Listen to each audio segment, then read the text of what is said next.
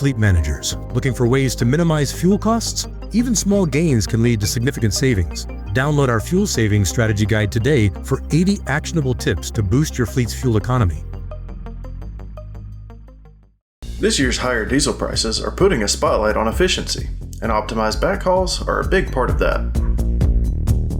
Hey everybody, welcome back. I'm Jason Cannon and my co-host is Matt Cole. Diesel fuel prices national average peaked this year at $5.64 a gallon back in April, based on the Energy Information Administration data. And that's remained above $5 a gallon until about late June. While fuel prices have been falling in recent weeks, this year's spike put a spotlight on the commodity's pricing volatility for trucking companies. When fuel goes up as dramatically as it did this year, fleets look for ways to be more efficient. One way is through optimizing backhauls.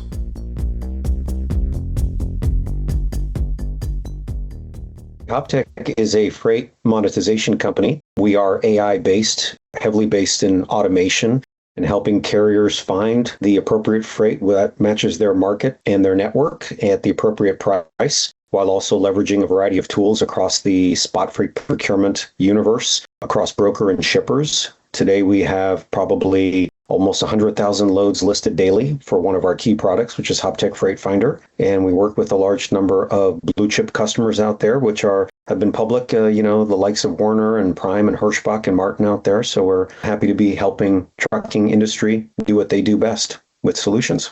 I think it's important, the way fuel has been going, as you mentioned, for example, where I am in California, we've heard drivers talking about fuel going from $600 per tank up to even $1,000 per tank. So, the pressures on the margins, depending on where you live, are kind of undeniable, but certainly more pronounced here on the West Coast. And if you're, doing a head haul in any situation and then you're trying to find something to come back, definitely coming back empty is probably the least desirable scenario right now. And having the ability to go out and probably extract that information and find some available freight, whether it's in your vicinity or within a certain radius that you can deadhead to and pull that freight, really is very advantageous to kind of turning in that deadhead opportunity into some really valuable revenue. So we're seeing a number of carriers go out there and kind of go on the boards and take a look within our solution and look at what's available for them. And they even have the ability to go through some of what we have is kind of origin destination pair and kind of narrow it down into subsegments within that. So there's always something there for someone. So how exactly do firms like Hoptek help fleets optimize their networks through technology? There's a number of solutions out there.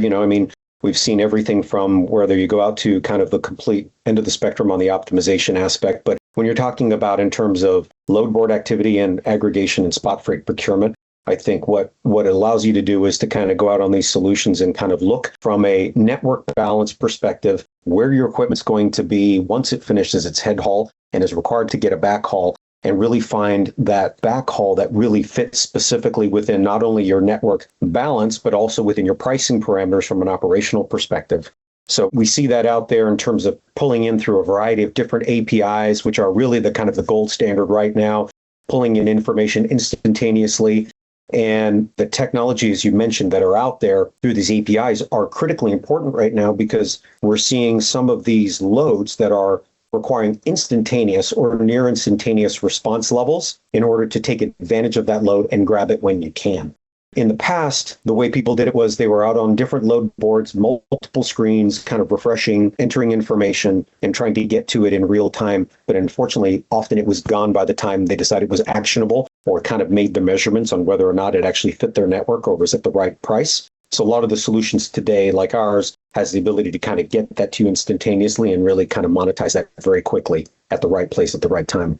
A lot of this boils down to knowing your numbers as a fleet and understanding what the true cost is to move your truck. I think that part, as we talk to a number of carriers, is a critical success factor. You cannot be operating in the marketplace today if you don't have a good grasp on your costs, and what flows from that is really the pricing mechanism. So critically important. And in fact, we've seen some customers have, a pricing mechanism that they've created in-house, or they even have pricing mechanisms that they're looking to employ from the outside, like ours. And that, again, I think is probably very important because it's the right freight is only the right freight if it's available at the right price. And it always starts with the price. So I think that, to your point, is very important. As Sean explains, none of this would be possible without AI. AI, aside from bringing in, loads in through multiple sources on different platforms, but it also gives you the ability to kind of look at where exactly is the location, how do you regulate your operational requirements on a daily basis or by shipper. I mean, there's also looking at historical patterns as it comes with AI, because it has the ability to analyze and kind of look at weather, traffic patterns, and capacity, and also the ability to find, as I said, the optimal load match. I think they're probably, without AI, we probably wouldn't be at where we are today. But as you said, there's a lot of different perceptions about what AI actually means. But bringing in all of these different data points really can only be had with, sophisticated levels of AI today to kind of get to that level of optimality. When we kind of look at some of our, load times, or times when we kind of talk about driver level trip-based optimization or trip-based freight finder, one of our products, we are taking into account, for exactly just how long does it take a driver to execute this load and make it through traffic and make it through to the next point of destination, taking into account all those other factors that really kind of play a role in on-time delivery and making sure they can get to the next revenue-generating load. What specific factors does this type of load matching tech use to optimize a fleet's network? I mean, a lot of the factors, we're looking at, not only just, kind of what exactly the load is, but we're also looking at what's the type of equipment you have. And, we're also looking at what are some of the restrictions around the driver. Some drivers, they won't handle certain types of equipment or certain types of payloads. There's also certain organizations that say we won't go to a certain state, right? Some are not kind of restrictive or not looking at the state of California as an opportunity, or they don't go out certain zones and that sort of thing. Those all play into that. They'll be looking at some of that. Also looking at, kind of the windows of opportunity for, when you wanted to actually do a pickup on some of that load and when you want to deliver it. In some cases, we have people say that, from the entire origin to destination pair, from where they're looking, they want to make sure that the equipment actually becomes available after they've made the delivery and they have a dedicated customer. So it actually needs to be readily available at a certain point of time, and they want to have a little buffer. So things like our corridor search exactly allow you to tailor that search and go out and look and say, hey, instead of doing, call it from Phoenix to Atlanta, what are some of the segments in between that allow us to kind of figure that out and kind of pick the best opportunity for us that may not be the entire leg. That's it for this week's 1044. You can read more on ccjdigital.com. While you're there, sign up for our newsletter and stay up to date on the latest in trucking industry news and trends. If you have any questions or feedback, please let us know in the comments below. Don't forget to subscribe and hit the bell for notifications so you can catch us again next week.